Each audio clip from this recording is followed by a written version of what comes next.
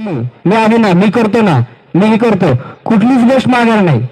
असंच साथ आपल्याला भेटेपर्यंत तुमच्याकडे तुमची मिळावी हीच ईश्वर चरणी प्रार्थना करतो.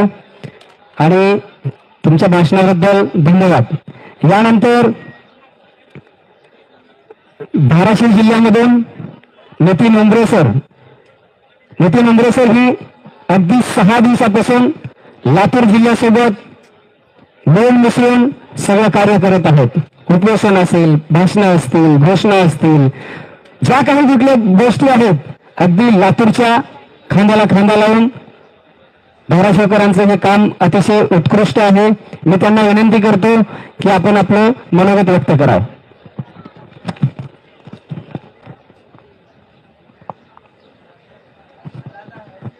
धन्यवाद सर. सर्वप्रथम मी सरकारचा जाहीर निषेध करतो. आणि फडणवीस साहेब, तुम्हाला सांगू इच्छितो की तुमच्याच उक्तीप्रमाणे मी पुन्हा येईन, मी पुन्हा येईन.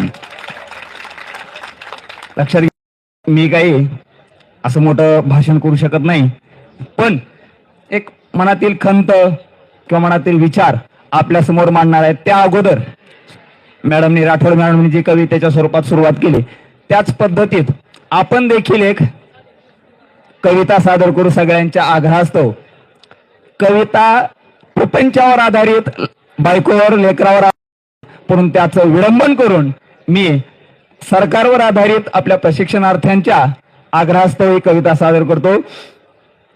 प्रशिक्षणापूर्वी होतो आहे कुठे तसा मी, प्रशिक्षणापूर्वी होतो आहे कुठे तसा मी, सरकार पुढे झालो भित्रा कसा ससा मी, सरकार पुढे झालो भित्रा कसा ससा मी.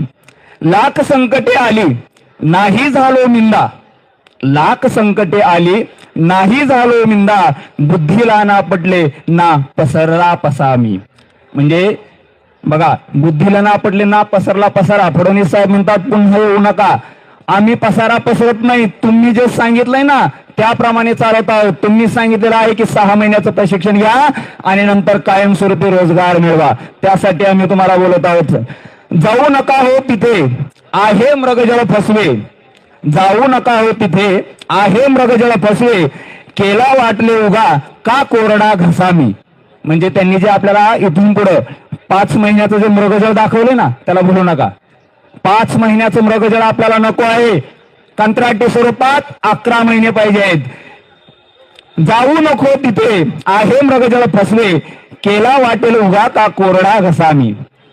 केल्या जरी त्यांनी पार तंगड्यावरती पुन्हा येऊ नका म्हणून, केल्या जरी त्यांनी पार तंगड्यावरती नाही सोडला तरी तो संस्कार वसा मी.